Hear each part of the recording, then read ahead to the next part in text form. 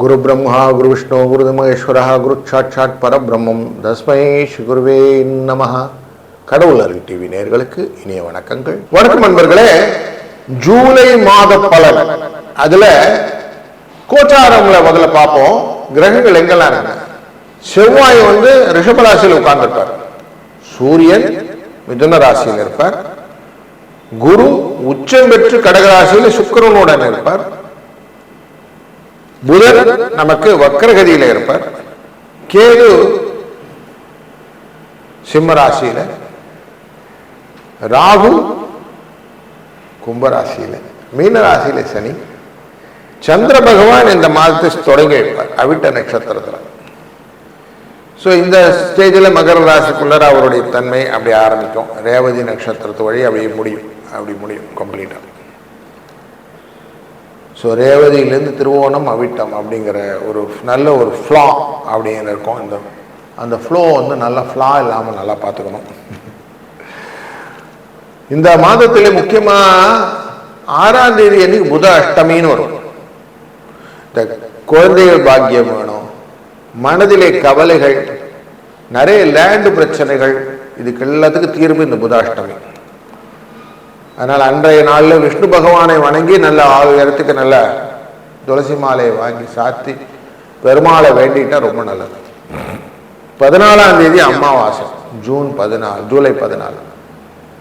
அந்த சர்வ அமாவாசையின் போது நம்ம அமாவாசை திதி தர்ப்பணங்கள்லாம் செய்துவிட்டு நண்பகல் வேலையிலே கொஞ்சம் தான தர்மம் செய்வதனால புண்ணியங்கள் உண்டு. 17ஆம் தேதி ஆடி பண்டிகை. சூரியன் கடகராசிக்குள்ள வந்துடுவார். புஷ்கல யோகம்னு சொல்லக்கூடிய யோகத்தை கொடுக்கக்கூடிய சூழ்நிலை வந்துடும். அன்னைக்கு ஆடி பண்டிகை நம்ம விசேஷமாக அம்பிகையை வழிபடுவது நல்லது. 19ஆம் தேதி குமார சஷ்டி, முருகனை வழிபட்டு வருது. 21ஆம் தேதி துர்கையின் அஷ்டமி, துர்கை பகவானை வழிபடுவது. 22ஆம் தேதி கருட ஜெயந்தி. இந்த பிள்ளி சூன்யம் அப்படின்லாம் இருக்கு இல்லையா, அது எல்லாத்தையும் விலகணும்னா இந்த கருட ஜெயந்தி ரொம்ப முக்கியம். 29ஆம் தேதி குரு பௌர்ணிமா. அன்னைக்கு குருவை வணங்கி நாம செய்யக்கூடிய காரியங்கள் வெற்றியை தரும்னு இருக்கு. இப்படி பூராட நட்சத்திரத்திலிருந்து பயணம் செய்து அவிட்ட நட்சத்திரம் வரைக்கும் வரக்கூடிய இந்த கம்ப்ளீட் சைக்கிள் அப்படின்னு சொல்லுவோம்.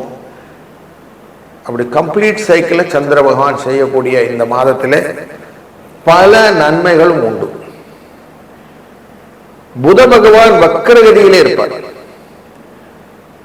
சூரியனும் இந்த குருவும் சேரும்போது யோகத்தை கொடுக்கக்கூடிய சூழ்நிலை இதெல்லாம் இருக்கிறதுனால ஒரு ராசிக்கும் இதனால பலன் எப்படி அப்படின்னு நம்ம தொடர்ந்து காணப்போகிறோம். வாருங்கள். வணக்கம் மீனராசி நண்பர்களே. ராசியின் 3ஆம் இடத்திலே செவ்வாய் 2 உட்கார்ந்து இருக்கிற சூழ்நிலை. முயற்சி ஸ்தானத்திலே இவர் இருப்பதனாலே தன லாபங்களை கொடுப்பார். எந்த விதமான விரயங்களும் இல்லாமல் பார்த்துக் கொள்வார். தைரியத்தின் பிரகாரம் உங்க வாழ்க்கையிலே வெற்றிகளை கொடுக்கும். ஆரோக்கியத்திலே நல்ல முன்னேற்றம் இருக்கும். பூர்வ புண்ணிய ஸ்தானத்தை பார்ப்பதனாலே எதையுமே மனசுல வந்த உடனே எக்ஸிகியூஷன் எடுத்தீங்கன்னா அடி வாங்குவீங்க. அதாவது கொஞ்சம் அந்த விஷயத்தை கொஞ்சம் கேர்ஃபுல்லா இருந்துடுங்க. 4ஆம் இடம் அப்படிங்கிற இடத்துல மண் மனை வாகனம் யோகம் அப்படின்னு சொல்ற இடத்துல சூரியன் இருந்தாரு.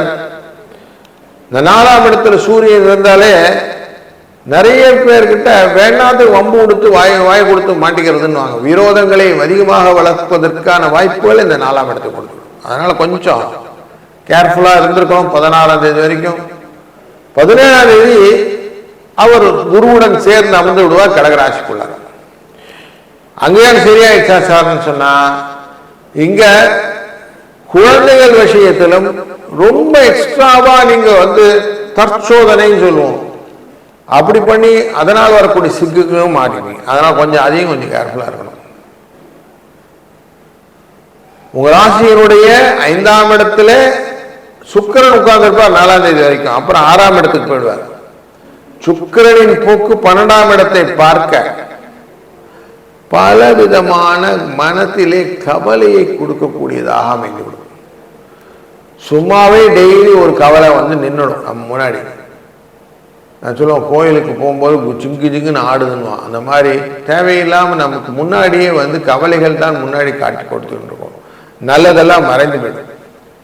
அப்படி ஒரு சூழ்நிலையை இந்த சனி பகவான் உங்கள் ராசியிலிருந்து 6ஆம் இடத்தை பார்ப்பதனால அந்த 3ஆம் இடத்தை செவ்வாயையும் பார்க்கிறாரு, உங்களுடைய தொழில் ஸ்தானத்தையும் பார்க்கிறாரு, கலத்திரஸ்தானமான கன்னிராசியும் பார்க்கிறாரு. அப்படிங்கிறதுனால கொஞ்சம் எது வந்தாலும் பார்த்துக்கலாம் அப்படிங்கிற எண்ணத்தை கொடுப்பார். முக்கியமாக இந்த சுய தொழில்கள் செய்து கொண்டிருப்பவர்கள், அதில் தொழிலிலே முன்னேற்றமான வளர்ச்சிக்கான வாய்ப்புகளை எல்லாத்தையும் ஏற்படுத்திற்கு இந்த சனி பகவானின் பார்வையும் லாபஸ்தானத்திலே குருவின் பார்வை இருப்பதனாலும் கொஞ்சம் லாபம் கிடைப்பதற்கு வாய்ப்புகள் உண்டு. 5ஆம் இடத்துலேருந்து பார்க்குறாரு இல்லைங்களா, இப்போ துயரங்கள் இல்லாமல் லாபங்களை கொடுப்பார் அப்படின்னு தெரியுது. சூரியனின் 5ஆம் இடத்தினுடைய தன்மையினாலே மனதிலே கொஞ்சம் குழப்பங்கள் உண்டாகும். அதனால் ஸ்பெக்குலேஷன் அப்படிங்கிற வார்த்தையை தூக்கி ஓர வச்சுருங்க. இந்த பங்கு வர்த்தகங்கள்லாம் வேண்டாம், ஷேர் மார்க்கெட்டுக்குள்ளே போகாமல் இருக்கிறது நல்லது. புதனின் வக்கர நிலை அப்படிங்கிறது 23ஆம் தேதி அன்று முடிவடைகிறது. அவர் கடகராசிக்கும் போவார், மிதுன ராசிக்கு வருவார். அப்போ 5ஆம் இடம் மற்றும் 4ஆம் இடத்துக்கு வருவதனாலே தேவையற்ற காரியங்களை செய்து மாட்டிக்கொள்ளாமல் தேவையான காரியங்கள் எல்லாம் செய்வதற்கு பக்தியுடன் ஸ்ரத்தையோடு அப்படின்னா நேர்மையுடன் நீங்கள் காரியங்கள்லாம் செஞ்சீங்கன்னா நல்லா இருக்கும். எதையுமே அந்த அக்கௌண்டபிலிட்டி அப்படிங்கிற வேர்டை எனக்கு கரெக்டாக புரிந்து கொண்டு நான் தான் பொறுப்பு இந்த காரியத்துக்கு அப்படின்னு எடுத்துக்கிட்டு நீங்கள் அழகாக அதோடு ட்ராவல் பண்ணிங்கன்னா அது உங்களை காப்பாற்றும். இல்லைன்னா உங்களுக்கு தக்க சமயத்தில் படுத்திடும். அதனால் அது கொஞ்சம் கேர்ஃபுல்லாக இருங்க. பல காரியங்களுக்கு செவ்வாய் 3ஆம் இடத்திலிருந்து உங்களுடைய பூர்வ புண்ணியஸ்தானத்தை பார்ப்பதனாலே 9ஆம் இடத்தில் பார்ப்பதனாலே இந்த 19ஆம் தேதி குமார சஷ்டி அன்று முருகப்பெருமானை வழிபட்டு அவரை அபிஷேக ஆராதனை பொருட்கள் கொண்டு ஆராதனை செய்ய உங்களுடைய கஷ்டங்கள் நிவர்த்தியாகும். அதன் மூலமாக மனது, குடும்பம், வாழ்வின் நிலை நல்ல உயரத்தை பெறலாம். வாழ்க வளத்துடன். கடவுள் அருள் டிவியை பார்த்தமைக்கு நன்றிகள். மேலும் இது போன்ற தகவல்களை தெரிந்து கொள்ள கடவுள் அருள் டிவியை சப்ஸ்கிரைப் செய்யுங்கள். மறக்காமல் பெல் ஐக்கானை கிளிக் செய்யுங்கள்.